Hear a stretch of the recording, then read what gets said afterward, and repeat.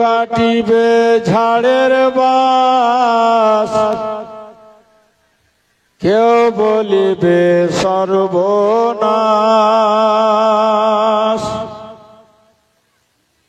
কেউ বা আবার করবে গরম পানি মা জননী, যেদিন তোমায় ছেড়ে যাব আমি। জোরে সুবহানাল্লাহ। সুবহানাল্লাহ। যেদিন তোমায় ছেড়ে যাব আমি মা জননী, যেদিন তোমায় ছেড়ে যাব আমি, যেদিন আমি থাকব না মা বলে আর ডাকব না,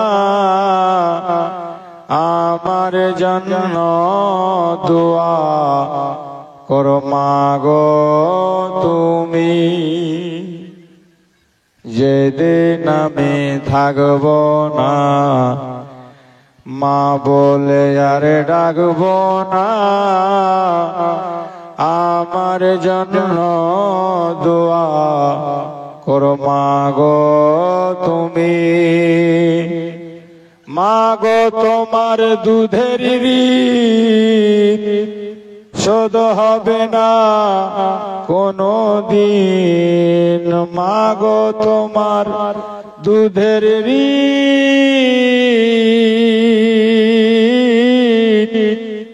শোধ হবে না কোনো দিন, পারলে দিও আল্লাহ নবীর বাণী মা জননী, যেদিন তোমায় ছেড়ে যাব আমি। সুবহানাল্লাহ। নিজে হাতে দিও গোসল, ফেলিও না চোখের জল, আমার জন্য দোয়া করো মাগো তুমি। তোমার কোল খালি করে নিবে আমায় কবরে, তোমার কোল খালি করে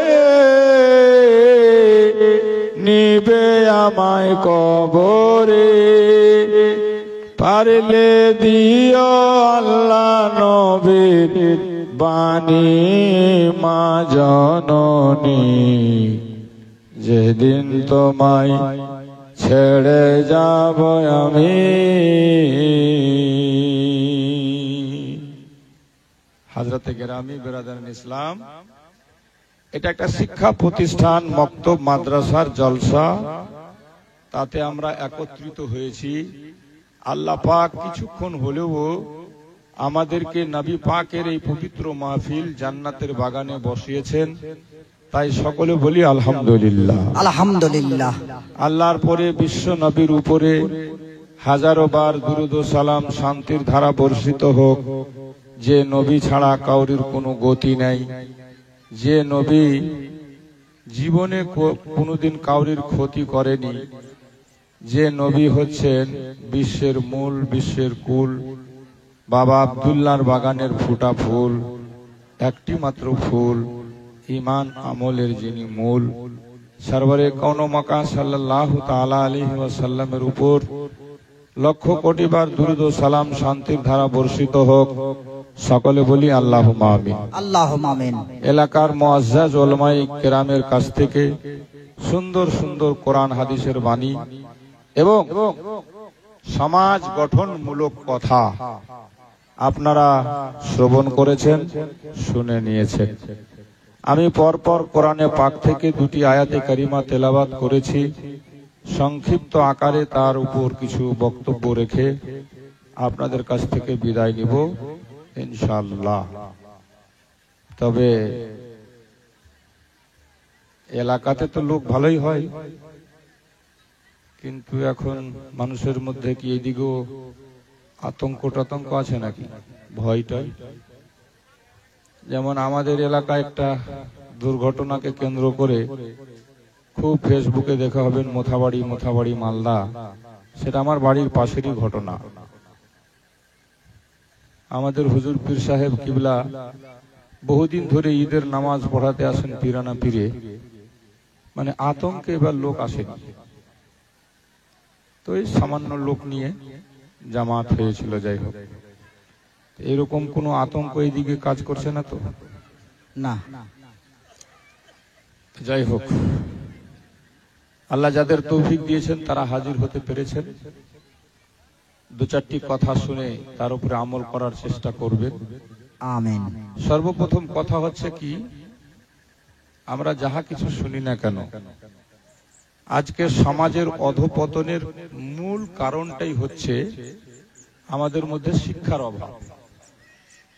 কিসের অভাব? শিক্ষার অভাব। যেটা বলেন কিসের অভাব? শিক্ষার অভাব। মুসলমান যে শীর্ষ স্থানে থাকার কথা ছিল একদিন, আজ তারা সবচাইতে নিচে নেমে গেছে। আর আপনারা শুনে হবেন, দীর্ঘ 1.5 বছর হতে চলল একটা কওম যাকে ইহুদি বলা হয়, ইহুদি সম্প্রদায় বড় খাতারনাক জাত। আল্লাহ পাক তাদের সম্পর্কে কোরআন শরীফে নিজেই বলেছেন, যুরিবাত আলাইহিমুজ জিল্লাহ। আল্লাহ তাদের উপরে জিল্লাতকে মুসাল্লাত করে দিয়েছে। এই ইহুদিরা বম্বিং করে ফিলিস্তিনের বাচ্চাকে আকাশে উড়াচ্ছে, এখন পর্যন্ত মেরে যাচ্ছে। এবং সারা পৃথিবীতে এক ধরনের আপনি বলতে পারেন যে রাজত্ব করছে তারা। আর সারা পৃথিবীর লোককে বোকা বানিয়ে ধোঁকা দিচ্ছে ওরা। আজকাল আমাদের যুবক ছেলেরা দেখবেন, কিছু বুঝুক আর না বুঝুক, মোবাইলে সবাই ব্যস্ত, বাপ ব্যস্ত, মা ব্যস্ত, ভাই ব্যস্ত, যুবক ছেলে ব্যস্ত, ছোট্ট ছোট্ট বাচ্চারাও মোবাইল ছাড়া কিছু বুঝে না। মোবাইলে একটা গেম খেলে দেখবেন, কি রাত 12টায়, কি আপনার ঘরের কোনায়, আর কি রাস্তার ধারে বসে বসে একটা গেম খেলে, যার নাম হচ্ছে পাবজি। গেমটার নাম কি? পাবজি। প্রচুর পরিমাণে খেলে মুসলমান ছেলেরা, যদিও এই গেম খেলাটা জায়েজ নয়। উলামায়ে কেরাম নাজায়েজ বলে ঘোষণা দিয়েছেন। এই পাবজি গেমটা যে তৈরি করেছে ইহুদির একটা বাচ্চা, মাত্র 9 বছর তার বয়স বলা হয়। 9 বছরের ছেলে পাবজি গেমটাকে তৈরি করেছে। ওর নামই হচ্ছে পিইউবি, পাবজি গেম তৈরি করে আপলোড করে ওই এসি রুমে শুয়ে আছে, আর দুনিয়াকে বোকা বানিয়ে ধোকা দিয়েছে। মুসলমানের বাচ্চারা ওটা খেলছে আর ও কামাই পাচ্ছে, কোটি কোটি টাকা কামাচ্ছে। এটা কি বিনা শিক্ষাতে হয়ে গেছে? এত বড় একটা সফটওয়্যার যে ও তৈরি করলো, তো শিক্ষা আছে, ওর মধ্যে যোগ্যতা আছে, তবেই না করলো। 9 বছরের বাচ্চা। আর আমার আপনার ছেলের অবস্থা দেখেন আপনি, কলমা শরীফ জিজ্ঞেস করলেও জানেন। যদিও নবী পাক সাল্লাল্লাহু আলাইহি ওয়াসাল্লাম শিক্ষাকে প্রত্যেক নরনারীর উপর ফরজ বলেছেন। তালাবুল ইলমি ফরিদাতুন আলা কুল্লি মুসলিমিন ও মুসলিমা।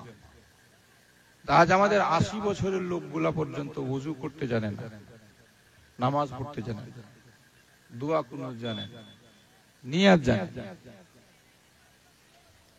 অধঃপতনের কারণ হচ্ছে আমরা রাসূল পাকের ফর্মুলা থেকে দূরে সরে গেছি।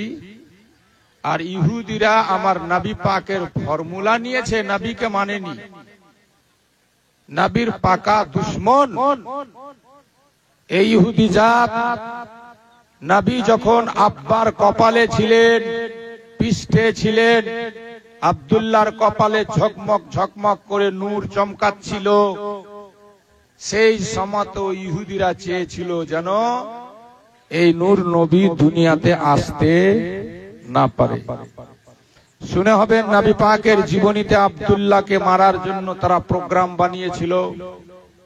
তবে আমার আল্লাহ তাদের হাত থেকে আব্দুল্লাহর হেফাজত করেছিল। নবী পাক দুনিয়াতে এলো 7 বছর বয়সে, যখন মায়ের সাথে আমার নবী মদিনা বেড়াতে গিয়েছিল নানার দেশে। সেই সময়তে ইহুদিদের গুরুরা আমার নবীকে চিনতে পেরে মারতে চেয়েছিল। আল্লাহ তাদের হাত থেকে রক্ষা করেছিল, হেফাজত করেছিল।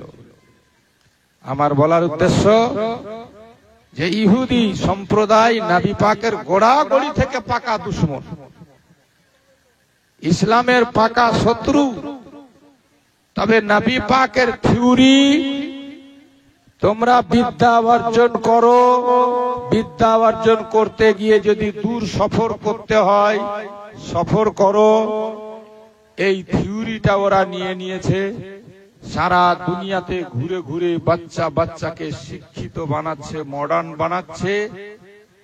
আর দ্বিতীয় নবী পাক সাল্লাল্লাহু আলাইহি সাল্লামের আরেকটা থিওরি, নবী পাক বলেছেন হালাল পদ্ধতিতে বিজনেস করো, ব্যবসা করো। কারণ ব্যবসার মধ্যে, বিজনেসের মধ্যে মানুষের কিসমতের 70 বা 75% রুজি আল্লাহ রেখেছে হালাল বিজনেসে। বলুন সুবহানাল্লাহ। সুবহানাল্লাহ। মাশাআল্লাহ। আমার এক ভাই 500 টাকা মাদ্রাসায় দান করেছেন। কি নাম আপনার? তসিরুল ইসলাম। বাড়ি কোথায়? মাশাআল্লাহ। মাদ্রাসা মক্তবে কালকে ছাদ ঢালাই আছে, আজকে দেখলাম স্যাটারিং ম্যাটারিং সব সেটিং ফিটিং হচ্ছে, লাইন ক্লিয়ার হচ্ছে, কালকে ঢালাই হবে। তো এটা মাথায় রেখে আপনাদেরকে আগে বাড়ার চেষ্টা করতে হবে। এতগুলা উলামায়ে কেরাম বসে আছে, আপনাদের জন্য দোয়া করবে। তো আমি বলছিলাম এই ইহুদি সম্প্রদায়রা নবী পাকের এই থিওরিটা নিয়েছে। ওরা চাকরির পিছনে এত দৌড়ায় না। আমাদের মুসলমানের মধ্যে যেমন তেমন করে যদি দু একটা কেউ শিক্ষিত হচ্ছে, তো চাকরি কি করে পাবো, এর জন্য যত লাগে ঘুষ দিতে হয় দেব। আর ঘুষ দিয়ে চাকরিতে ঢুকছে বলে ফলটা কি হলো সবাই কদিন আগে দেখলেন, 26,000 সুপ্রিম কোর্ট বাতিল করে দিল। আপনাদের এলাকাতেও হবে। হাই স্কুলের ছাত্র, হাই স্কুলের শিক্ষকরা, হ্যাঁ, 2টা বাদ হয়েছে। আমাদের এলাকাতে মালদাতে তো ভুরি ভুরি। আপনার যাই হোক, আবার চলছে টেট দিয়ে যারা প্রাইমারিতে ঢুকেছে, আজকে দেখলাম 69,000 বাতিল হওয়ার মুখে আছে। 2014 যেটা প্যানেল। কারণ বেশিরভাগ মানুষ এই চাকরিগুলা নিতে গিয়ে লক্ষ লক্ষ টাকা ঘুষ দিয়েছে, ঘুষ।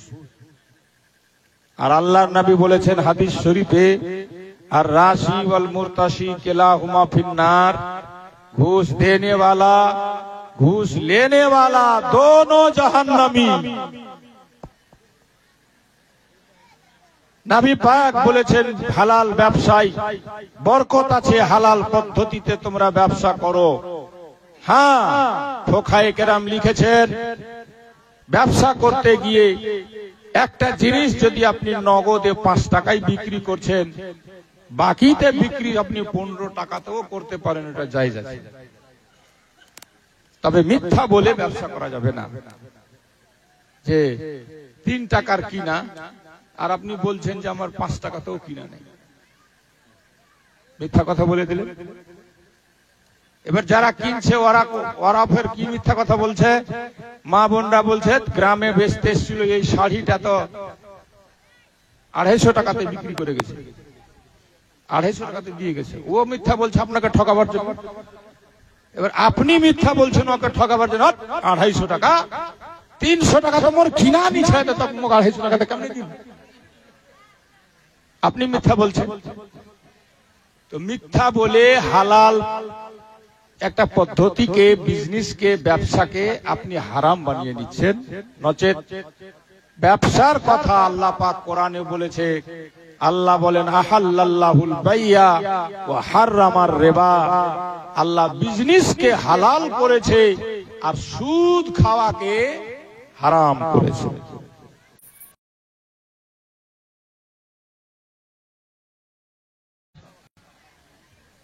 খাচ্ছে না? আপনাদের এলাকায় এর আগেও আমি বলে গেছিলাম, এই যে আপনার 10 বিঘা 5 বিঘা চায়ের বাগান আপনারা ঠিকাঠিকিতে দিচ্ছেন, 5 লাখ টাকা নিয়ে মেয়ের বিয়ে আছে, কাউকে দিয়ে দিলেন। ওলামায়ে কেরামের কাছ থেকে আরো ভালো করে জেনে নেবেন পদ্ধতিটা, যে বন্ধক রাখা যেটাকে বলা হয়, জমি বন্ধক দেওয়া, বাগান বন্ধক দেওয়া। তো রেহান বন্ধক শরীয়তে এটা জায়েজ আছে। প্রয়োজনে আমি নিজের মোবাইলটা আপনাকে বন্ধক দিতে পারি, 1000, 2000, 5000 প্রয়োজন আছে, আমি নিজের মোবাইলটা আপনাকে বন্ধক দিয়ে দিলাম, গাড়িটা বন্ধক দিয়ে দিলাম। তো ওই গাড়ি থেকে, মোবাইল থেকে আপনি কিন্তু লাভ নিতে পারবেন না, মানে ব্যবহার করতে পারবেন না। বন্ধকি জিনিস থেকে মুনাফা নিতে পারবেন না। বুঝাতে পেরেছি? আমি আপনাকে বন্ধক দিলাম, আপনি এটা আমার জিনিসটাকে ঠিকভাবে আমানত সহিত ভালো করে রেখে দিলেন হেফাজতে। যেই দিন আমি টাকা দিব সেই দিন আপনি আমার মালটা ফেরত দিবেন। আপনি মনে করলেন যে মোবাইলটা পেয়েছি, তো 2-4 মাস হয়ে সিম ভরে আপনি চালাবেন, তো এটা শরীয়তে জায়েজ হবে না। আপনি আমার গাড়িটা ব্যবহার করবেন, এটা আপনার জন্য জায়েজ হবে না, গুনাহ হবে। এইভাবে জমি আপনি নিলেন কাউরির 1 লাখ, 2 লাখ, 5 লাখ টাকাতে 1 বছর 2 বছরের জন্য, সেই জমিটাতে আপনি ফসল বুনবেন বা চা পাতা কাটবেন, এটা আপনার জন্য সরাসরি জায়েজ হবে না। ওইটাকে জায়েজ করতে হলে ওলামায়ে কেরাম বলেছেন, যেমন দোকান ঘর 1 লক্ষ 2 লক্ষ টাকা সালামি দিয়ে নেওয়া হয়, মাসে মাসে একটা মালিকের সঙ্গে ভাড়া চুক্তা হয়, যে আমি যতদিন আপনার দোকানটা ব্যবহার করব ততদিন মাসে মাসে এত টাকা ভাড়া আপনাকে দেব। যেই দিন আমি দোকান ছেড়ে দিব সেই দিন হয় আপনি আমার টাকা ফেরত দিবেন, বা উচিত মূল্যে যা দাম হবে দোকানের তখন আমি বিক্রি করে দিব। এরকম একটা চুক্তি হয়ে যায়। এইভাবে জমিওয়ালার কাছে যদি আপনারা জমি নেন, চায়ের বাগান হোক আর ধানের জমি হোক, যে আমি 1 লাখ টাকায় 1 বিঘা জমি তোমার নিলাম, তবে মাসে মাসে বা বছরে আমি একটা জমির ভাড়া স্বরূপ 500 টাকা কি 1000 টাকা আপনাকে দেব। তাহলে আপনার এবার জমিতে আপনি ধান বুনেন, চা করেন, বেগুন বুনেন, রসুন বুনেন, পেঁয়াজ বুনেন, যা বুনবেন আপনার জন্য তখন জায়েজ হয়ে যাবে। তো ব্রাদার, এই তারিকাগুলা শিখতে হলে ওলামায়ে কেরামের পরামর্শ নিতে হবে আমাদেরকে। তাই আল্লাহ পাক কোরআনে বলেছে, ফাসালু আহলা যিকরি ইন কুনতুম লা তা'লামুন, তোমরা যে ব্যাপারে জানো না, যে বিষয়ে জানো না, সে বিষয়ে নিজে নিজে পণ্ডিতি না করে যারা জানকার, যারা জ্ঞানী ব্যক্তি, তাদের কাছে জেনে নাও, তাহলে তোমাদের জীবনে ভুলটা হবে না। কেমন? তো এই জন্য শিক্ষার প্রয়োজন, বুঝলেন? তো আমি চাইবো যে মুসলমানের বাচ্চা বাচ্চা, ছেলে মেয়ে সবাই আজকাল আলহামদুলিল্লাহ একটুখানি ডেভেলপ হচ্ছে। পাড়ায় পাড়ায় ওলামায়ে কেরাম চেষ্টা চালাচ্ছেন, চেষ্টা চালিয়ে সর্বরকম শিক্ষার ব্যবস্থা করা হচ্ছে। এখানেও একটা মক্তব বা মাদ্রাসা কায়েম হয়েছে, তার ছাদ ঢালাই হবে।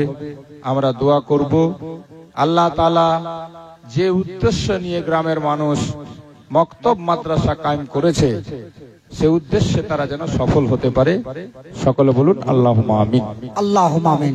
এবং এই মক্তব মাদ্রাসাগুলোতে শুধু ছেলে মেয়েরা নয়, বড়রা, বয়স্করা যদি মনে করেন যে আমি ফালতু চায়ের দোকানে বসে, বাজারে গিয়ে অনর্থক মানুষের গীবত গিল্লা না করে, সময় নষ্ট না করে, রাত্রি বেলা করে মাওলানা সাহেবের কাছে গিয়ে একটু কিছু শিখবো, কোরআন শিখবো, নিয়াত শিখবো, নামাজের তারিকা শিখবো, ওযুর তারিকা শিখবো, পাক না পাক সম্পর্কে জানবো, শরীয়তের মাসলা মশাইল শিখার চেষ্টা করব। তো এই শিখার আগ্রহ নিয়ে যারা বয়স্ক লোকেরা মক্তব মাদ্রাসায় যাবে, তাদের ব্যাপারে আমার নবী বলেছেন, একটা বয়স্ক লোক কোরআন শিখবো মনে করে জীবনের শেষকালে মক্তব ধরলো, মাদ্রাসায় গেল, আর যেতে যেতে সে মারা গেল, তো তো তার ইচ্ছাটা ছিল শিক্ষার, সে কোরআন ধরলো বা আরম্ভ করলো, মারা গেল। আল্লাহ তাআলা এরকম লোকের কবরে দুটি করে ফেরেশতা পাঠিয়ে তাদেরকে অনবরত কোরআন শিখাতে থাকবে। বলুন সুবহানাল্লাহ। সুবহানাল্লাহ।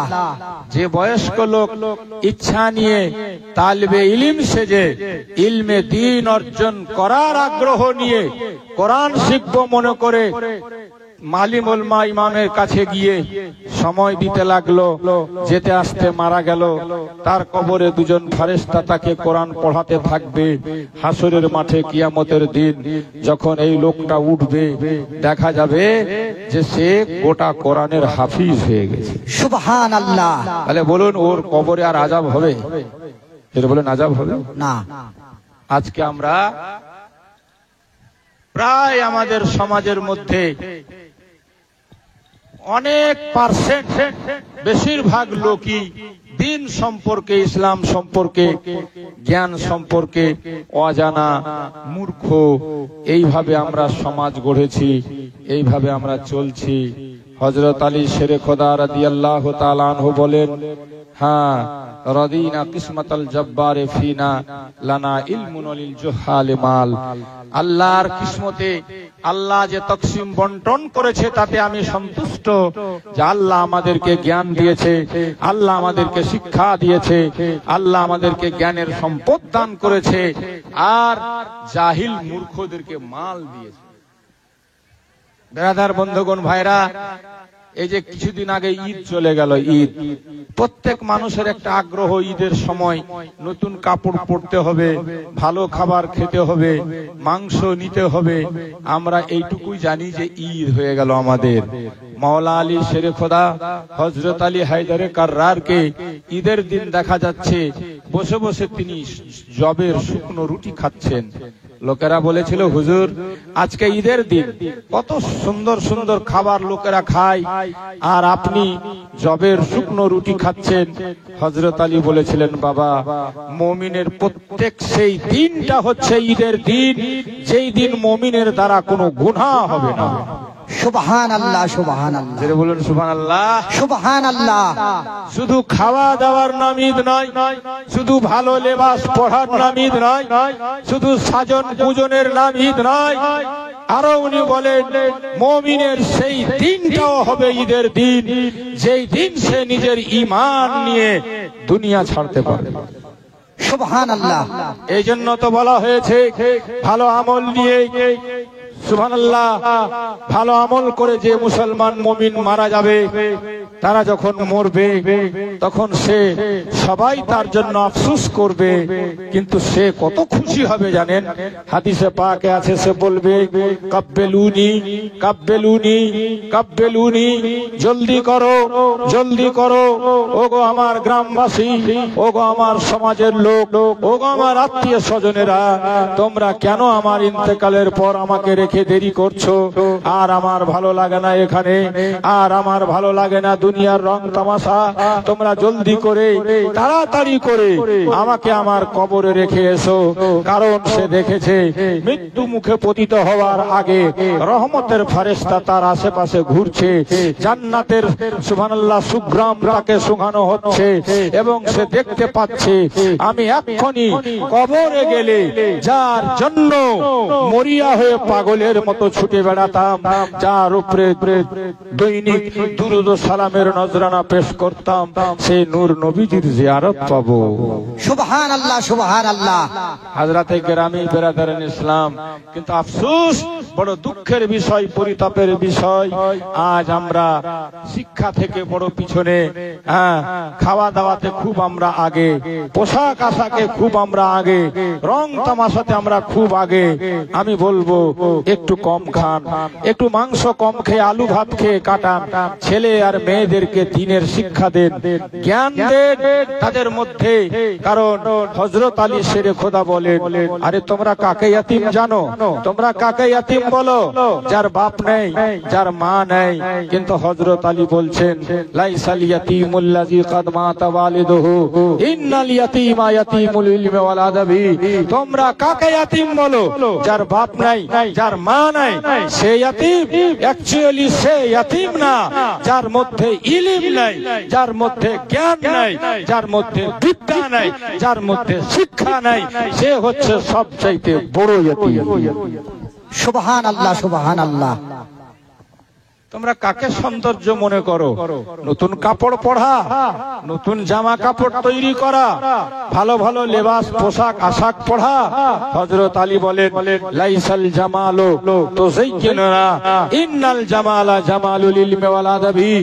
কাপড় পরার নাম সৌন্দর্য নয়, লেবাস পরার নাম সৌন্দর্য নয়, স্যুট বুটের নাম সৌন্দর্য নয়, ভালো ভালো দামি দামি কাপড় পরার নাম সৌন্দর্য নয়। সৌন্দর্য একমাত্র বলা হয়, জিনাত বলা হয়, যার মধ্যে জ্ঞান রয়েছে। সে যদি সাদা কাপড়েও যায়, দুনিয়ার সবার কাছে সে সম্মানের পাত্র হবে। সুবহান আল্লাহ। মারে তাকবীর, মারে রিসালাত। ইসলামে মুআশারা কনফারেন্স, ইসলামে মুআশারা কনফারেন্স, মাওলানা শাহজাহান কাদরি সাহেব। আমার লোককে নারা লাগাতে দিয়েছে।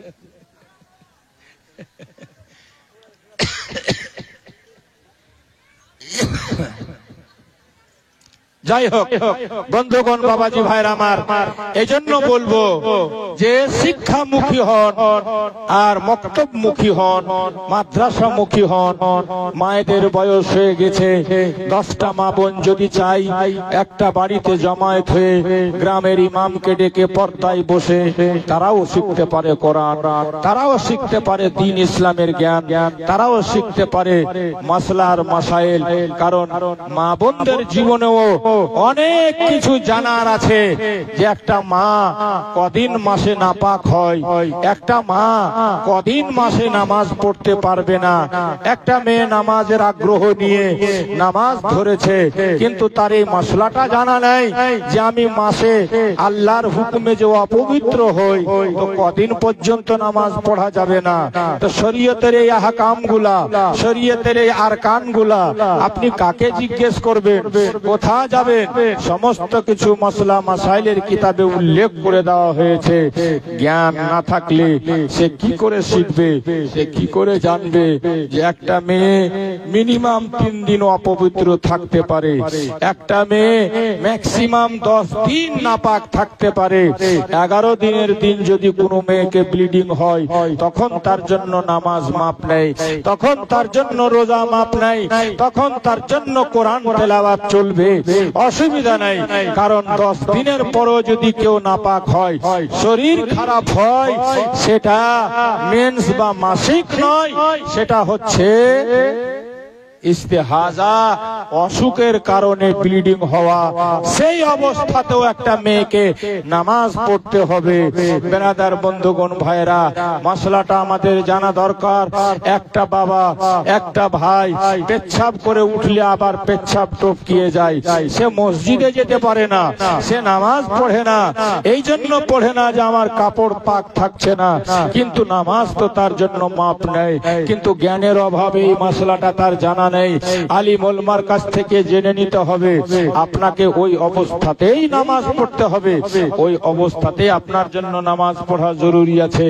কিন্তু জ্ঞান না থাকার কারণে, শিক্ষা না থাকার কারণে, বিদ্যা না থাকার কারণে আমরা অনেক ভুলভাল জীবনে করে থাকি আর অনেক ভুল সিদ্ধান্ত নিয়ে থাকি। তাই দোস্ত, শিক্ষামুখী হন, আলিম ওলামার সোহবতে আসেন, মাদ্রাসায় বসেন, মক্তবে একটু টাইম দেন। দোকানে বসে পরের নিন্দা করে নিজের ঠিকানা জাহান্নামে কেন বানাচ্ছেন আপনি? মানুষের গীবত করে, গিল্লা করে কোনো ফল বা লাভ হবে না। এরপরে এর আগে আমি বহু জায়গায় বলেছি, 3 প্রকারের মানুষ মারা গেলে তাদের মুখ কাবা শরীফের দিকে থাকবে না। কয় প্রকার? যেটা বলেন কয় প্রকার? আশা করছি আপনাদের মনে হবে, আমি অনেক জায়গায় বলেছি। বলুন তো কে কে কে কে হবে যার মরার পরে মুখ কাবা শরীফের দিকে থাকবে না? ওই লোকগুলা কারা? বলবো আমি ইনশাআল্লাহুল আজিজ। বাবাজি ভাইরা আমার, বন্ধুগণের আয়াত পড়েছি। আল্লাহ বলেন, ইয়া আইয়ুহাল্লাযীনা আমানুত্তাকুল্লাহা হাক্কা তুকাতিহি ওয়া লা তামুতুন্না ইল্লা ওয়া আনতুম মুসলিমুন। আল্লাহ বলেন, ঈমানদারেরা তোমরা আল্লাহকে ভয় করো, ভয় করার মতো, আর মরে যেও না পুরোপুরি মুসলমান না হয়ে। বলুন সুবহানাল্লাহ। আল্লাহ ঈমানদারকেই বলছেন তোমরা আল্লাহকে ভয় করো, ভয় করার মতো। আল্লাহ ভালো করে জানে কলমা পড়ে আমার বান্দারা ঈমানদার হবে, ঈমানদার নিজেকে মনে করবে, তবে আল্লাহকে যেভাবে ভয় করা দরকার সেভাবে ভয় করবে না। এই জন্য আল্লাহ তাকিদ করে বলেছে আল্লাহকে ভয় করার মতো ভয় করো, আর মরে যেও না পুরোপুরি মুসলমান না হয়ে। কার নাম পুরোপুরি মুসলমান? আল্লাহ জানে আমার বান্দারা ইসলাম কবুল করে মুসলমান ভাববে নিজেকে, তবে অনেকেই পুরোপুরি মুসলমান হতে পারবে না। বাবাজি ভাইরা, পুরোপুরি মুসলমান যদি দেখতে হয়, চলুন আমার নবীর জামানায়, আমার নবী সাল্লাল্লাহু আলাইহি ওয়াসাল্লামের সোহবতে যারা বসতেন, যারা উঠতেন, যারা আমার নবীর পিছনে 5 ওয়াক্ত নামাজ পড়তেন, যারা আমার নবীকে দেখে ঈমান এনেছেন, ঈমানের সহিত দুনিয়া ছেড়ে গেছেন, সেই পবিত্র দলটাকে বলা হয় সাহাবী। কি বলা হয়? যেটা বলুন, কি বলা হয়? আমার নবীর সাহাবায়ে কেরামরা কেমন ভাবে জীবন কাটিয়েছিলেন বাবা। পুরোপুরি মুমিন, পুরোপুরি মুসলমান কাকে বলা হয় সেটা জানতে হবে আমাদেরকে। আল্লাহর নবী বলেন, আল মুমিনু ইযা ওয়াদা ওয়াফা। আল হাদিস, নবী পাক বলেন যারা মুমিন হবে তারা ওয়াদা করে ওয়াদা পূর্ণ করবে। বলুন সুবহানাল্লাহ। সুবহানাল্লাহ। কি খবর তোর, কি ব্যাপার? তোকে মোদির কাছে পাঠাবো হবে নাকি? তাহলে ঠিকানা লেগে যাবে। যাও বসো, যাও বসো।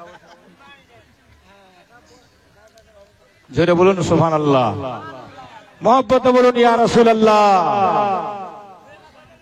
কার নাম ঈমানদার? শুনুন ধ্যান দিয়ে, কাকে বলে ঈমানদার? আমার নবী বলেন, আল মুমিনু ইযা ওয়াদা ওয়াফা। মুমিন তাকে বলা হয় যে ওয়াদা করে পুরা করে।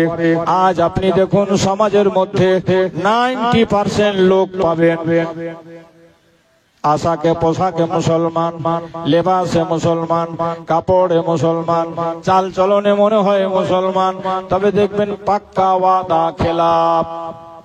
কথা ঠিক না ভুল? ঠিক না ভুল? বেশিরভাগ ওয়াদা খেলাফ দেখতে পাওয়া যায়। তাহলে সঠিক মুমিন কারা? আল্লাহর নবীকে প্রশ্ন করা হলো, মানিল মুসলিম ইয়া রাসূলুল্লাহ ইয়া হাবিবাল্লাহ। নবী গো, মুসলমান কার নাম? আমার নবী বলেন, আল মুসলিমু মান সালিমাল মুসলিমুনা মিন লিসানিহি ওয়া ইয়াদিহি। মুসলমান তাকে বলা হয় যার জুবান দ্বারা, যার হাত দ্বারা অন্য কোন মুসলমান আঘাত না পায়, দুঃখ না পায়, তার নাম হলো মুসলমান। যেটা বলুন না সুবহানাল্লাহ। তাহলে আমরা কোন মুমিন? ওয়াদা করে পুরা করি না। আমরা কোন মুসলমান? আমরা বুঝি কাউকে মুখ দ্বারা হাত দ্বারা কষ্ট দেয়নি, দিয়েছি নাকি? তাহলে কোন মুসলমান? আমার বিশ্ব নবী 63 বছর বয়সে জুবান দ্বারা কাউকে আঘাত দেননি, কাউকে আমার নবী দুঃখ দেননি, হাত দ্বারা আমার নবী কাউকে কষ্ট দেননি। দয়ার নবী মুস্তাফা বলে গেছেন, কাউকে আঘাত দিও না, কাউকে দুঃখ দিও না নিজের জুবান দ্বারা, হাত দ্বারা, তাহলে তুমি হলে কমপ্লিট মুসলমান।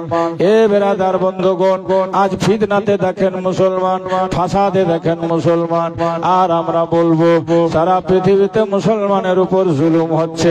আল্লাহর গজব আযাব কেন আসে না? আপনাকে আমাকে ভাবা দরকার। আমি তো যা খাই বেশিরভাগ হারাম খাই, আমার চলা শরীয়ত মোতাবেক না, আমার বলা শরীয়ত মোতাবেক না, আমার চাল চলন মুমিন মুসলমানের না। আমার উপর আল্লাহর গজব কেন হচ্ছে না?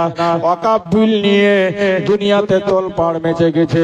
তবে আপনি জানেন কি, আমার বাপ দাদারা যেই জমিটা দান করেছিল, গরিব গরিব মুসলমানদের স্বার্থে সেই টাকাগুলাকে যদি সত্যিকারী ভাবে গরিবদের মধ্যে বিতরণ করা হতো, মুসলমানের মধ্যে কেউ গরিব থাকতো না। যারা ওয়াকফ বোর্ডের চেয়ারম্যান মুসলমান হয়ে বসে আছে, আপনি জানেন বোম্বাইয়ের মাটিতে বিশ্ববিখ্যাত একটা বাড়ি তৈরি হয়েছে, মুকেশ আম্বানির বাড়ি, 22 তলা 23 তলা, কয়েক আরব টাকা দিয়ে বাড়িটা তৈরি হয়েছে। সেটাও একটা ওয়াকফ বোর্ডের সম্পত্তিতে পেল কি করে? 2-3 বাচ্চার ওই জায়গাটা ছিল।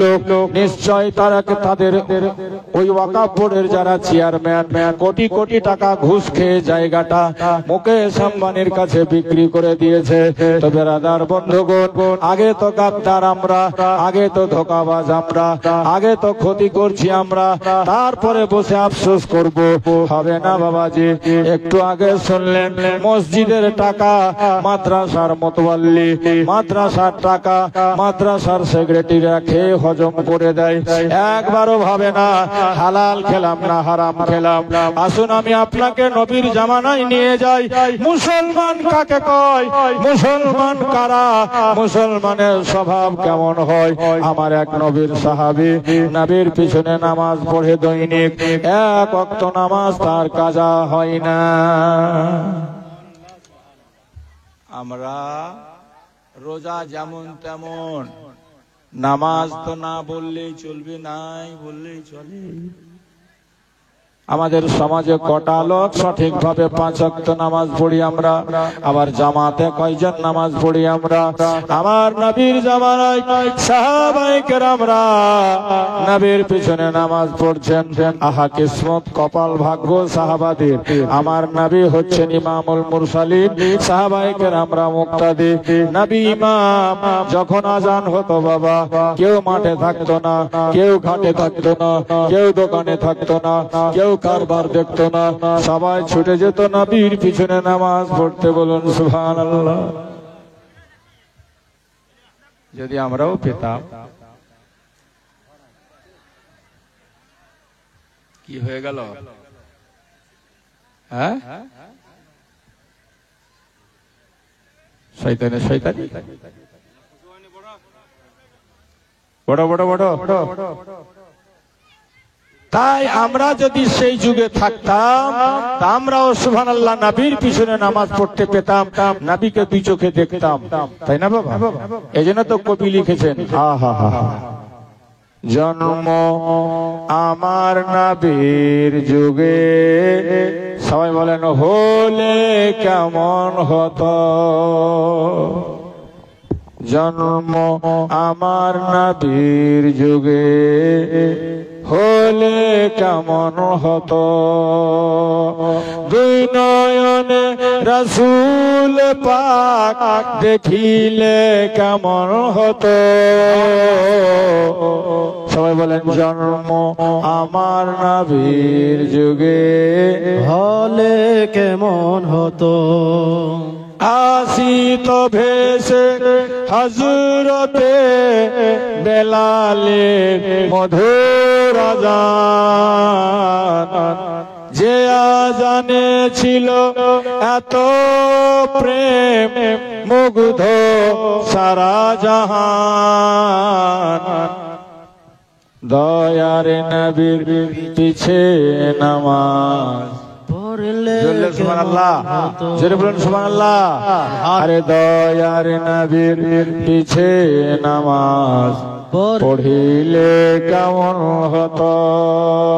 2 নয়নে রাসূল পাক দেখিলে কেমন হতো। জন্ম আমার নবীর যুগে হলে কেমন হতো। একটা পাগলের সবাইকে পাগল বানিয়ে দিল নাকি? হ্যাঁ, বলছিলাম নবীর পিছনে সাহাবী নামাজ পড়ে। সাহাবী কার পিছনে নামাজ পড়ে? জোরে বলেন কার পিছে? আরো জোরে বলেন না, কার পিছে? নবীর পিছে নামাজ পড়ে জামাতে। নামাজ পড়ার পর বসে যায় সাহাবীরা মসজিদে, নবীর কাছে কোরআন শুনে, নবীর কাছে হাদিস শুনে, নবীর কাছে মাসলা শুনে, নবীর কাছে মাসাইল শুনে, তারপরে যায় নিজের ব্যবসাতে, তারপরে যায় নিজের বিজনেসে, তারপরে যায় নিজের বাড়ির দিকে। আজ আমাদের মসজিদে গেলেও সময় নাই, তাড়াহুড়া করে শুধু বাজারে যাওয়ার জন্য, তাড়াহুড়া করে শুধু নিজ নিজ কাজে ব্যস্ত হওয়ার জন্য। কাজ করতে মানা নাই। আমার আল্লাহ বলেন, ইজা কুদিয়াতিস সালাতু ফান্তাশিরু ফিল আরদ, তোমরা নামাজ কমপ্লিট করে নিয়ে জমিনে বিচরণ করো, তোমরা জমিনে বেরিয়ে যাও, আল্লাহর রহমত তালাশ করো। আপনি হাল বাইছেন, হাল বাহেন, জমি লাঙ্গল চষছেন, চুষেন, আপনার খেতে আপনার ধান লাগাচ্ছেন, লাগান, মানা নাই। তবে আজান হলে সব ছেড়ে দিয়ে আল্লাহর ডাকে মসজিদের দিকে ছুটে যান। বেরাদার, সেই দিকে আমরা গেলাম না। সাহাবীরা যেতেন, আমার নবীর পিছনে নামাজ পড়তেন, আর আমার নবীর কাছে হাদিস ও কোরআন শুনতেন, তারপরে বাড়ির দিকে যেতেন। তবে একজন সাহাবীকে দেখা যায়, দোস্ত বন্ধুগণ ভাই, কিছুদিন থেকে ফজরের নামাজের পর আর কিন্তু দেরি করে না, রাসূলুল্লাহর দোয়া করা পর্যন্ত অপেক্ষা করে না, নবীর কাছে বসে না, সঙ্গে সঙ্গে সালাম ফিরিয়ে বাড়ির দিকে ছুটে যায়। বেরাদার সাহাবারা রাসূলুল্লাহর সামনে অবজেকশন জানালো, ইয়া রাসূলুল্লাহ, ইয়া হাবিবাল্লাহ, নবী গো, আপনার ফাল্লা সাহাবী কিছুদিন থেকে দেখছি ফজরের নামাজ পড়ে দোয়া করে না, নবী বাড়ির দিকে পালিয়ে যায়, ব্যাপারটা কি আমরা জানতে চাই। আল্লাহর নবী সবই জানেন, নবী আমার আগের খবর জানেন, নবী আমার পিছের খবর জানেন, নবী যেমন সামনে দেখেন, নবী তেমনি পিছনেও দেখেন। বেরাদার বন্ধুগণ ভাই, নবী কিন্তু আপত্তি করেনি, সাহাবায়ে কেরামের আপত্তি হয়ে গেল। আল্লাহর নবী বললেন, জোহরের সময় আসতে দাও, তাকে তোমাদের সামনে প্রশ্ন করা হবে, সে কেন ফজরের নামাজের পর সালাম ফিরালে চট করে উঠে বাড়ির দিকে ছুটে যায়। সাহাবী এলো, নবী পাক তাকে দাঁড়িয়ে যেতে বলল। জোহরের নামাজের পর আমার নবী জিজ্ঞেস করলো, হে আমার সাহাবী, তোমার ভাইয়ের আপত্তি জানিয়েছে তোমার ব্যবহারের উপরে, তুমি ফজরের নামাজ পড়ার পর দোয়া কেন মাগো না, দোয়া কেন করো না? কিছুদিন থেকে দেখা যায় সালাম ফিরালে তুমি বাড়ির দিকে ছুটে যাও কেন? সাহাবী বলছেন, ইয়া রাসূলুল্লাহ, ইয়া হাবিবাল্লাহ, নবী গো, কারণ একটাই, সেটা হচ্ছে হুজুর, আমার যেই জায়গাতে বাড়ি গো নবী, আমার বাড়ির পাশে আছে একজন ইহুদির বাড়ি, ইহুদির আঙ্গনাতে আছে একটা খেজুরের গাছ। যেটা বলেন কিসের গাছ? অনেকের আঙ্গনাতে থাকে কুলের গাছ, অনেকের আঙ্গনাতে থাকে ডালিমের গাছ, অনেকের আঙ্গনাতে থাকে লিচুর গাছ, থাকে না বাবা? তো মদিনাতে বেশিরভাগই খেজুরের চাষ। ইয়া রাসূলুল্লাহ, যেখানে আমার বাড়ি, আমার বাড়ির পাশে একজন পড়োশী প্রতিবেশী ইহুদি, তার আঙ্গনাতে খেজুরের গাছ, এখন খেজুর পেকে গিয়েছে। ইয়া রাসূলুল্লাহ, রাত্রি বেলায় মদিনার বাতাস খুব ঠান্ডা হয়, ঠান্ডা বাতাস যখন চলে খেজুর গাছ থেকে ঝরে ঝরে পড়ে। নবী গো, খেজুর পড়তে গিয়ে কিছু তার আঙ্গনায় পড়ে, কিছু আমার আঙ্গনায় চলে আসে। আমার বাড়িতে ছোট্ট ছোট্ট বাচ্চা আছে। ইয়া রাসূলুল্লাহ, ইয়া হাবিবাল্লাহ, আমি এই টেনশনে চিন্তাতে থাকি, আমার যাওয়ার আগে যেন আমার বাচ্চাদের ঘুম না ভেঙে যায়। ইয়া রাসূলুল্লাহ, যদি আমার বাড়ি যাওয়ার আগে আমার বাচ্চাদের ঘুম ভেঙে যায়, ছোট্ট বাচ্চারা না জানাতে অজানাতে অন্যের গাছের পড়া খেজুরকে যদি মুখে তুলে দিয়ে দেয়, আমি তাদের গার্জেন হিসাবে কাল কিয়ামতের মাঠে আল্লাহর কাছে কি জবাব দেব? জোরে বলুন সুবহানাল্লাহ। এই জন্য হুজুর ক্ষমা করবেন, মাফ করবেন, আমি ফজরের পরে দেরি করতে পারি না, দুয়ার অপেক্ষা করতে পারি না, আমার বাচ্চাদের যেন ঘুম না ভেঙে যায়। এর নাম হলো পাকা কামিল মুমিন মুসলমান। আর আমি আর আপনি যা পাই খেয়ে যাই, হারাম হালাল দেখার, আমিও খাই, আমার বউ বাচ্চাকেও খাওয়াই, এই হচ্ছে আমরা মুসলমান। যদিও বলা হয়েছে হযরত ইবনে মাসউদ থেকে বর্ণিত, একটা হারাম দানা লোকমা পেটে গেলে 40 দিন পর্যন্ত ওই বান্দার কোন দোয়া আল্লাহর কাছে কবুল হবে না। কত হারাম খেয়েছি ঠিকানা নেই। আপনি বলবেন হুজুর আমরা তো হারাম খাই না, আমি প্রমাণ করব। বর্তমান বাজারে 90-95% লোকের উপরে যাকাত ফরজ হয়ে গেছে। 5% যদি থাকে গরিব ইয়াতিম তো বলা যায় না। 90% লোকের উপর 95% উপর যাকাত ফরজ। ইমাম হোক, মুক্তাদি হোক, হাজি হোক, মুলবি হোক, মুফতি হোক, পীর সাহেব হোক, সবার উপরে যাকাত ফরজ হয়ে গেছে। ও যাকাত দেয় না তো হারাম খায়। কজন আছে সে যাকাত বছরে যে কোনো দিন দেওয়া যায়, রমজান মাসে দেওয়াটা বেশি উত্তম, যে সওয়াব বেশি পাওয়া যায়। যে মাসে নফিল পড়লে ফরজের সমান নেকি পাওয়া যায়, সে মাসে বের করলে সুবহানাল্লাহ আরো ভালো।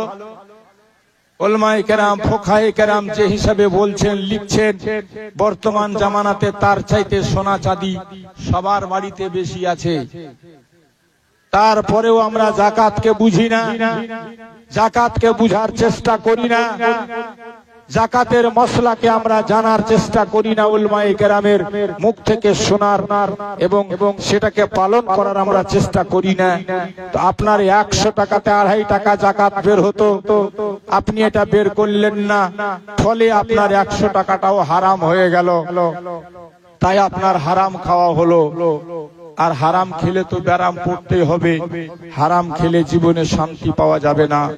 বেরাদার বন্ধুগণ,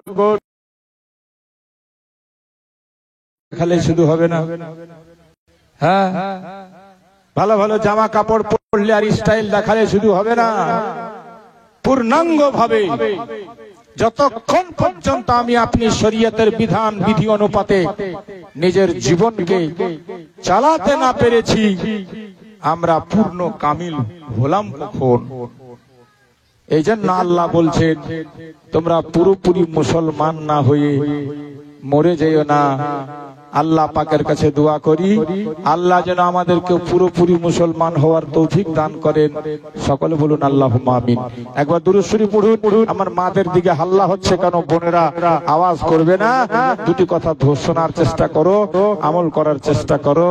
দুদিন দুনিয়াতে, আর কদিন দুনিয়াতে, রং তামাশা চলবে না বেশি দিন। সবাই আমরা একদিন হারিয়ে যাব।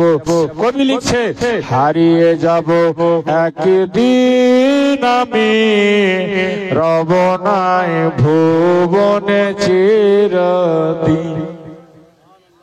জোরে বলেন, আরো জোরে শুনিয়ে দেবো। তাহলে মাদ্রাসার জন্য আপনারা কি করবেন? কিছু করবেন? কালকে ছাদ ঢালাই আছে, দেখি যে কটা লোক এসে হাজির হয়েছেন আল্লাহর রহমতে। দেখুন, আল্লাহ সবাইকে দিয়ে নেকি করাই না, যাদেরকে আল্লাহ ভালোবাসে তাদেরকে দিয়ে নেকি করাই।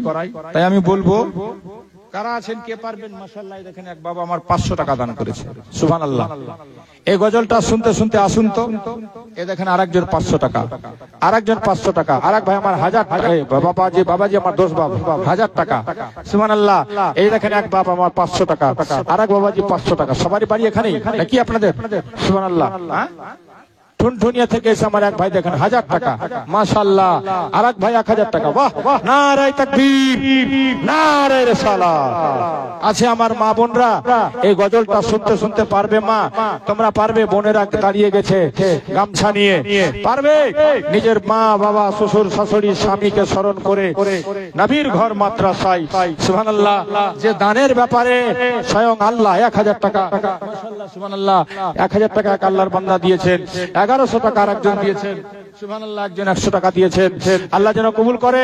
যে দানের ব্যাপারে স্বয়ং আমার আল্লাহ বলছেন, মাসালুল্লাযীনা ইউনফিকুনা আমওয়ালাহুম ফি সাবিলিল্লাহ কামাসালি হাব্বাতিন আম্বাতাত সাবা সানাবিলা কুল্লু সুম্বুলাতিন হাব্বাতু মিয়াতু হাব্বা। আল্লাহ বলেন, যারা নিজের ধন দৌলতকে আমার রাহে খরচা করলো, একটা দানা, একটা টাকা খরচা করলে, উদাহরণ দিয়ে আমার আল্লাহ বলেন একটা দানা জমিনে বপন করলে যেমন একটা গাছ বের হয়, 7টা শীষ বের হয়, এক একটা শীষে 100টা করে দানা হয়, তো একটা দানার বদলে 700 দানা একটা মানুষ পায়। আমি আল্লাহ শুধু 700 নয়, আল্লাহ পাক বলে আল্লাহ যাকে চায় লিমাইয়াশা ইযায়ফু লিমাইয়াশা, আল্লাহ বলেন আমার বান্দারা যখন আমার রাহে দান করে আমি পছন্দ করি। 1 টাকার বিনিময়ে শুধু 700 গুণ নয়, আমি আল্লাহ যাকে চাই তাকে আরো অনেক বাড়িয়ে দিয়ে থাকি। যেটা বলুন সুবহানাল্লাহ। আল্লাহর কোরআনের সিদ্ধান্ত, কোরআনের ফয়সালা। এক বাবু আমার আরো দিয়েছে 500 টাকা, মাশাআল্লাহ, সুবহানাল্লাহ, জাযাকাল্লাহ। আল্লাহ পাক আপনাদের দানকে কবুল করুক। এই দেখেন এক বাবু আমার 1000 টাকা। কালকে ঢালাই আছে, আছেন 10-20 বড় সিমেন্ট কেউ দিতে পারবেন, নবীর ঘর মাদ্রাসাতে লাগাতে পারবেন, আপন বাপ মায়ের নামে পারবেন কিছুটা রড দান করতে, কিছুটা বালি গিট্টি দান করতে। 1000 টাকা আরো একজন আল্লাহর বান্দা দিয়েছে। এক বাবু আমার 100 টাকা, 500 টাকা নিজের নাতির নামে নানা দান করেছে, 500 টাকা আমার এক বাবাজি দান করেছে, কেউ 200 টাকা দিয়েছে, আরেক ভাই 500 টাকা দান করেছে। মাশাআল্লাহ, মাদের দিক থেকে 1100 টাকা, 500 টাকা আসবে না মা, পারবে কেউ দিতে? আরে সবই বেকার, দুনিয়াতে সোনা চাঁদি গয়না গাঠি জমি জায়গা ছেলে মেয়ে বউ বাচ্চা সব দেখার মাত্র সৌন্দর্য, কিছুই থাকবে না। শোনো কবি লিখছে, হারিয়ে যাব একদিন আমি রবনায় ভুবনে চিরদিন। জোরে ক্ষমা করে দিও তোমরা আমায়, ভুল করে থাকে যদি কোনো দিন। হারিয়ে যাব একদিন আমি রবনায় ভুবনে চিরদিন। বাঁশ বাগানে বা গোরস্থানে হয়তো দেবে মোরে কবর। যত সুন্দর বাড়ি বানান, যত সুন্দর ঘর আমরা করি, করতে হচ্ছে ছেলে মেয়ে বউ বাচ্চা নিয়ে যখন বাস করব তো করতে হচ্ছে। টাইলস দিয়ে মার্বেল দিয়ে বাড়ি বানালাম, আমার আপনার ইন্তেকালের পর সে বাড়ির মধ্যে আমাকে আপনাকে রাখা হবে না। রাখা হবে কোথায়?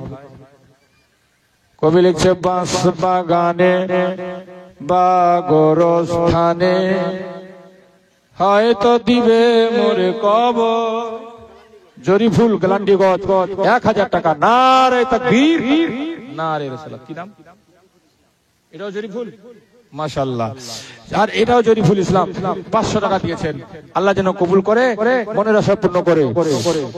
বাঁশ বাগানে বা গোরস্থানে হয়তো দিবে মোরে কবর, তোমরা আমায় যাবে ভুলে, রাখবে না জানি কোনো খবর।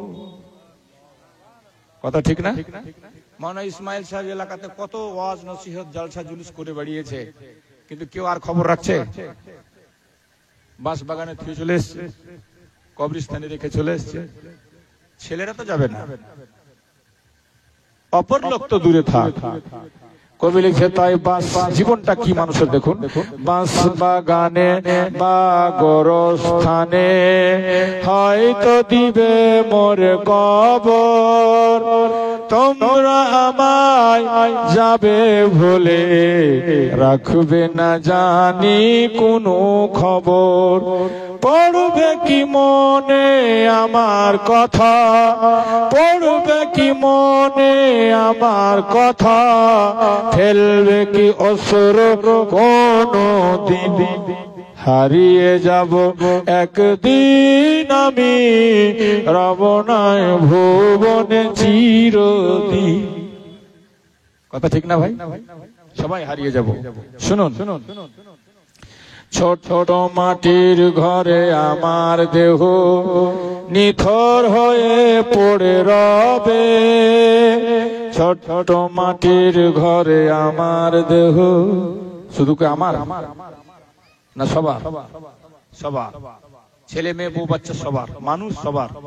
ছোট মাটির ঘরে আমার দেহ নিথর হয়ে পড়ে রবে, আধার কবরে আলোর প্রদীপ কেহ নাহি কভু জ্বালবে। ছোট মাটির ঘরে আমার দেহ নিথর হয়ে পড়ে রবে, আধার কবরে আলোর প্রদীপ কভু নাহি কেহ জ্বলবে।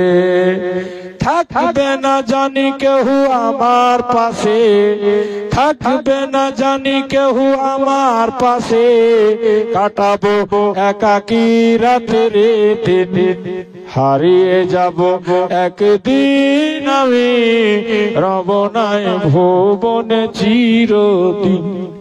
ক্ষমা করে দিও তোমরা আমায়, ভুল করে থাকি যদি কোনো দিন, হারিয়ে যাব একদিন আমি রব নাই ভুবনে চিরদিন। আল্লাহুম্মা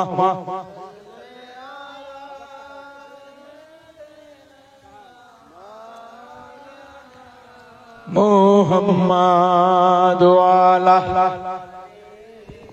সৈয়দেনা মাওলানা মুহাম্মদ হাবিবেনা। রুকে রুকে রুকে রুকে, কত থেকে? ৫,০০০ টাকা। কি নাম গো? মাদ্রাসার সেক্রেটারি। সুবহানাল্লাহ। মাদ্রাসাটা যখন শুরু হয় তখন আমি জালসা করে গেছিলাম 2017-তে। আর আজকে দেখে আমি সত্যি খুব খুশি হলাম। সেক্রেটারি সাহেব বললেন যে হযরত কালকে আমাদের ছদ ঢালাই আছে। হ্যাঁ, তো জামাইও পেয়েছেন উনি, মুফতি সাহেব, মুফতি সাহেবকে জামাই করেছেন।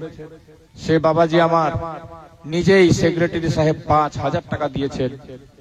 তা আমি তখনই বুঝলাম যে এই মাদ্রাসার সঙ্গে নিশ্চয়ই ইমানদার লোক জড়িয়ে আছে। আর যে কোনো প্রতিষ্ঠানের সঙ্গে যখন ইমানদার লোক জড়িয়ে যাবে তো আল্লাহ গায়েব থেকে কোথা থেকে তার ব্যবস্থা করে দিবে, দিয়ে সেটাকে কামিয়াব করবে। তাই আমি দোয়া করি আল্লাহ পাক আমার এই বাবাজিকে ইমানের সহিত জিন্দগি কাটাবার তৌফিক দেন। যিনি মাদ্রাসার সেক্রেটারি তিনি নিজেই ৫,০০০ টাকা দান করেছেন। নারায়ে তাকবীর। আরে জোরে বলেন না, নারায়ে তাকবীর, নারায়ে রিসালাত। আর কেশিয়ার সাহেব কেছে কে বাবু? কেশিয়ার সাহেব কই গই? কে তোমার কেশিয়ার? হ্যাঁ, উনি তাহলে 10,০০০ দিবেন আশা করি। সেক্রেটারি যদি ৫,০০০ দেয় তো কেশিয়ারকে কত দেওয়া উচিত? 10,০০০। তো উনি 10,০০০ও দিতে পারেন বা আরো হয়তো বেশি দিতে পারেন, ওনার মনের ব্যাপার। কেশিয়ার সাহেব কহ গে কথা দিবেন গে? হ্যাঁ, কত? কিছু বাকিতে রাখান না, সিমেন্ট টিমেন্ট দেন। হ্যাঁ, দিবা তো লাগবেই, কালকে তো ঢালাইছে। কহেন দেখি। হ্যাঁ, দিয়ে দাও 50 ব্যাগ সিমেন্ট দিয়ে দাও। জাগির বস্তির সাহাবুল সাহেব 500 টাকা। আল্লাহ না করে জীবনে পকেট ফাঁকা, না রাখে হাত ফাঁকা। আর আমার মা বোনরা গামছাতে পাঠিয়েছে পয়সা। পাঠালে না? মায়েরা পাঠিয়েছে তো গামছাতে। জালসার কেশিয়ার সাহেব মাশাআল্লাহ। হ্যাঁ, বলেন কে বাবু? 6,০০০। নারায়ে তাকবীর, নারায়ে রিসালাত। জালসার কেশিয়ার সাহেব 6,০০০ টাকার দাতা। আর কে ছিল বাবু? হ্যাঁ মাশাআল্লাহ, দিয়েছেন তো 6,০০০। হ্যাঁ, সুবহানাল্লাহ। আর কে বাবু? আর কে ছিল? হ্যাঁ, সুবহানাল্লাহ। সেক্রেটারি সাহেব বাপের জন্য আবার 2,০০০ হয়ে গেল 7,০০০। নারায়ে তাকবীর, নারায়ে রিসালাত। তো জালসার কেশিয়ার সাহেব আপনার বাপ নাই নাকি? মারা গেছে? তো বাপের জন্য কিছু দিবেন নাকি? হ্যাঁ, আপনি সেক্রেটারি থেকে বেশি দিয়েছিলেন, 6,০০০ হয়েছিল। এবার উনি 7,০০০ করে দিলেন, 2,০০০ বাপের নামে দিয়ে। তো আপনি বাপের নামে 2,০০০, মায়ের নামে 2,০০০ দিয়ে ওইটাকে 10,০০০ পুরো করে দেন। হবে? হ্যাঁ, বাপ মার জন্য আর 1000 দিবেন, উনি 7000 করেছেন। নারে তাকবীর, নারে রিসালাত। মাশাআল্লাহ, জাযাকাল্লাহ। আর কেউ ছেকে বাবু সদস্য মেম্বার কে শেয়ার হয়ে গেল? আর কিছু? আর কেউ পারবেন দিতে? একবার আর দুরূদ শরীফ। আল্লাহুম্মা সাল্লি আলা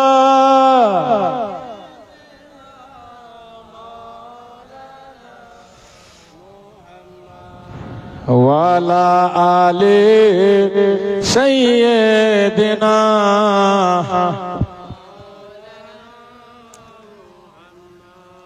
হাবিবিনা শফিয়না সাইয়্যিদিনা মাওলানা মুহাম্মদ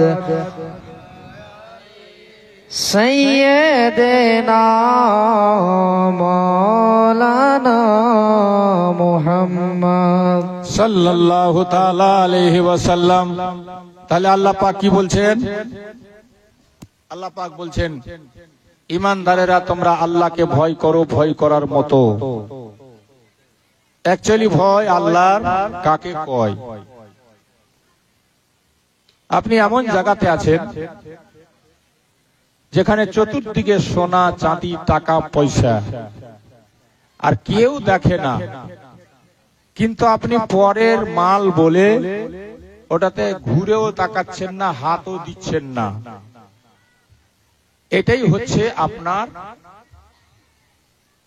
ঈমানদারি, যে আপনাকে সবকিছু সুবিধা থাকা সত্ত্বেও আপনি সেখানে লোভে পড়লেন না, নিজেকে বাঁচিয়ে নিলেন। এর নাম হলো ঈমানদার। বলুন সুবহানাল্লাহ। নারে তাকবীর, নারে রিসালাত। ইয়া রাসূলুল্লাহ। মাশাআল্লাহ। লোক কম থাকতে পারে, কিন্তু লোকের মধ্যে দম আছে।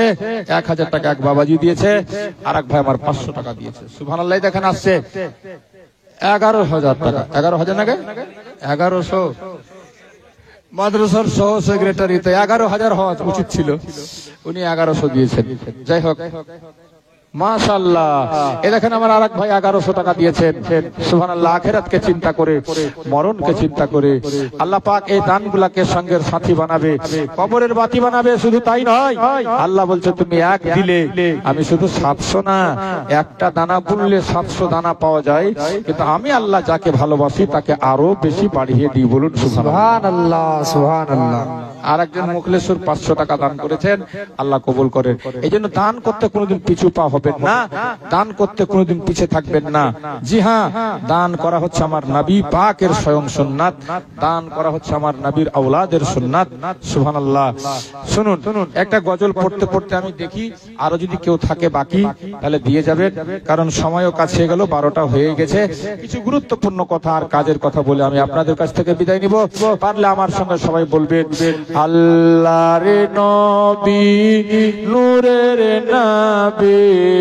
বলেন তো, আল্লাহর নবী নূরের নবী, যাহার নাই গো তুলনা, নূরে ঝলমল ঝলমল করে সোনার মদিনা।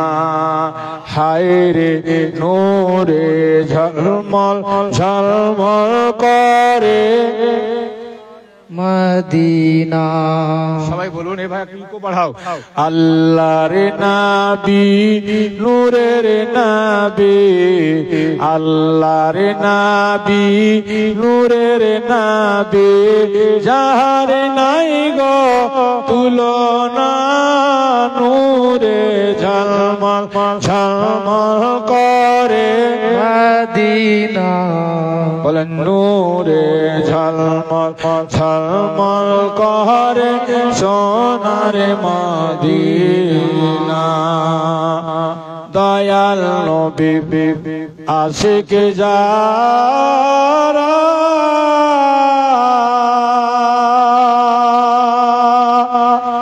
হীরা মুক্তা চাই না তারা গো, থাকে সদায় মতোয়ারা, থাকে সদায় মতোয়ারা, কখনো হব রওয়ানা নূরে ঝলমল ঝলমল করে সোনার মদিনা। হায়রে নূরে ঝলমল ঝলমল করে নূরে মদিনা। আল্লাহর নবী নূরের নবী, আল্লাহর নবী নূরের নবী, যার নাই গো তুলনা নূরে ঝলমল ঝলমল করে সোনার মদিনা। বলছিলাম বাবাজি ভাইরা, ইমানদার কার নাম, ইমানদার কাকে কয়? যদি দেখতে হয় চলুন আমাদের ইমামে আজম আবু হানিফার দরবারে যাই। ইমামে আজম আবু হানিফা বড় বিজনেসম্যান ছিলেন, কাপড়ের দোকানদার ছিলেন, কর্মচারী দিয়ে দোকান চালাতেন। তবে কর্মচারীদেরকে বলে দিয়েছিলেন, খবরদার কাউকে ধোকা দিয়ে ঠকবাজি করে বিজনেস ব্যবসা করবে না, কারণ হারাম পয়সা আমার প্রয়োজন নেই, দরকার নেই। ওই ইমামে আজম যার আমরা মাসলা অনুপাতে চলি, এই জন্য আমরা হানাফি। যার মাসলাক আমরা মানি, এই জন্য নিজেকে বলি আমরা হানাফি। ওই ইমামে আজম আবু হানিফা রাহমাতুল্লাহ তাআলা আলাইহির বাড়িতে একটা লোক গেছে একটা মাসলা জানতে। সুবহানাল্লাহ। কি জানতে? মাসলা জানতে। যেটা বলেন কি জানতে? যেমন আজকে সকালবেলা 3টা মেয়ে এসেছিল আমার চেম্বারে,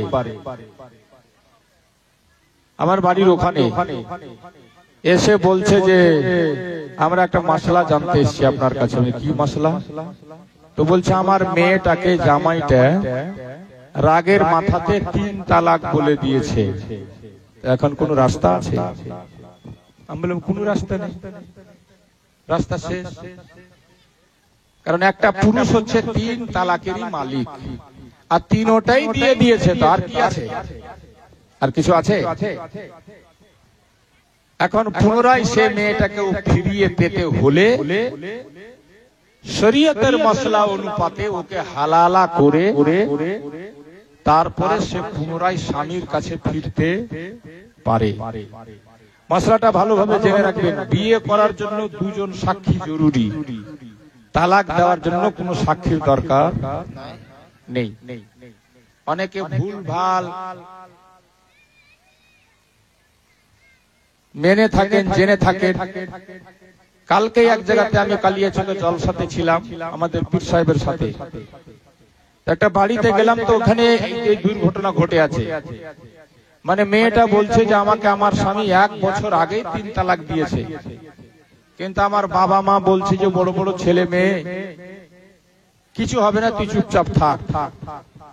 আমি জেনে দেখেছি আলিম উলমাকে, আলিম উলমা বলছে যে না, তোমার থাকা চলবে না। আমার মা আমাকে বলছে যে যেহেতু কেউ শুনেনি, কেউ সাক্ষী নাই, এই জন্য তোমাকে তালাক হবে না। বলুন নাউজুবিল্লাহ। তো মশলাটা জেনে রাখবেন, বিয়ে করার জন্য 2 জন সাক্ষী জরুরি, তালাক দেওয়ার জন্য কোনো সাক্ষী লাগে না। ছেলেটা যদি লিখে পাঠায় তাও তালাক হয়ে যাবে, মেসেজ করে পাঠায় তাও তালাক হয়ে যাবে, ফোনে তালাক দেয় তাও তালাক হয়ে যাবে, মুখে তালাক দেয় তাও তালাক হয়ে যাবে। এই জন্য সহজে তালাকের কথা মুখে উচ্চারণ করতে নেই। তো কথা বলার উদ্দেশ্য, ইমাম আজম আবু হানিফা রাহমাতুল্লাহ তাআলা আলাইহি বড় কাপড়ের দোকানদার, কর্মচারী দিয়ে দোকান চলে, কিন্তু কর্মচারীকে বলেছেন কাউকে ধোকা দিয়ে কাপড় বিক্রি করবে না। ওই ইমামের দরবারে একটা লোক মশলা জানতে গেছে। মশলাটা কি? লোকটা গরিব। লোকটা কি বলেন? গরিব, জমি জায়গা তেমন নেই, তবে এমন জায়গাতে বাড়ি, তার অল্প জমি, তার জমির পাশে বিরাট জমিদারের জমি, যে জমিদার নিজের জমির খবর পর্যন্ত নেই না, হাজার হাজার বিঘা পতিত পড়ে থাকে। গরিব মানুষটা মনে করলো জমিদার দেখতেও আসে না, খবরও নেই না, হাজার হাজার বিঘার মালিক পতিত পড়ে থাকে, আমার তো সেরকম জমি আল্লাহ দেয়নি, আমার নেই, আমি যদি তার দু চার কাঠা জমি চাষ করে আবাদ করে পেঁয়াজ রসুন বুনে আলু বুনে লঙ্কা বুনে খাই,